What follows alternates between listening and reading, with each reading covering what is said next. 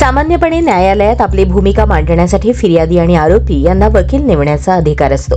दोन्ही बाजूंनी वेगवेगळे वकील युक्तिवाद करतात आणि न्यायालयात ज्या बाजूचा युक्तिवाद खरा सिद्ध होतो त्या बाजूने न्यायमूर्ती निकाल देतात। पण तमिळनाडूच्या एका प्रकरणात आरोपीच्या बाजूने खटला लढणाऱ्या एका वकिलाने चक्क याचिकाकर्त्याच्या बाजूने याचिका दाखल केल्यामुळे चांगलीच खळबळ उडाली। सर्वोच्च न्यायालयाने या प्रकारावर तीव्र संताप व्यक्त करत बार काउन्सिलला संबंधित वकिलाविरोधात कारवाईचे आदेश दिले आहेत। तमिळनाडूमध्ये कथित कॅश फॉर जॉब घोटाळा प्रकरणासाठी सर्वोच्च न्यायालयात सुनावणी चालू आहे। तमिळनाडूतील माजी मंत्री सेंथिल बालाजी या प्रकरणातील प्रमुख आरोपी आहेत। त्या व्यतिरिक्त इतरही अनेक जणांना या प्रकरणात सह आरोपी करण्यात आलंय।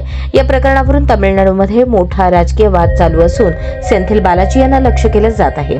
या पार्श्वभूमीवर न्यायालयाच्या फसवणुकीच्या अनेक याचिका दाखल झाल्या असून त्यांची एकत्रित सुनावणी घेतली जात आहे। या दरम्यान शुक्रवारी सर्वोच्च न्यायालयासमोर एक याचिका दाखल झाली। अँटी करप्शन मूव्हमेंट संस्थेकडून ही याचिका दाखल करण्यात आली। विशेष न्यायालयाने या प्रकरणाच्या दिलेल्या सुनावणीला या याचिकेकडून आव्हान देण्यात आलं। मात्र याचिकाकर्त्यांची बाजू मांडणाऱ्या वकिलांचं नाव पाहून न्यायमूर्ती अभय ओक यांचा चांगलाच संताप झाला। त्यांनी भर कोर्टातच संबंधित वकील महोदयांना सुनावलं।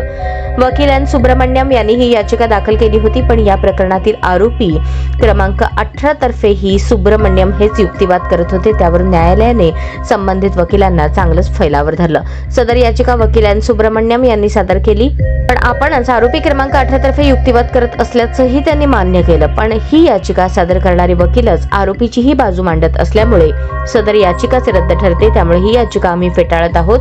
आम्ही निर्देश देतो की या आदेशाची प्रत तमिळनाडूच्या बार काउन्सिलच्या सचिवांना पाठवली जावी आणि त्यावर योग्य ती कारवाई करावी, असं न्यायमूर्ती अभय ओक यांनी नमूद केलं।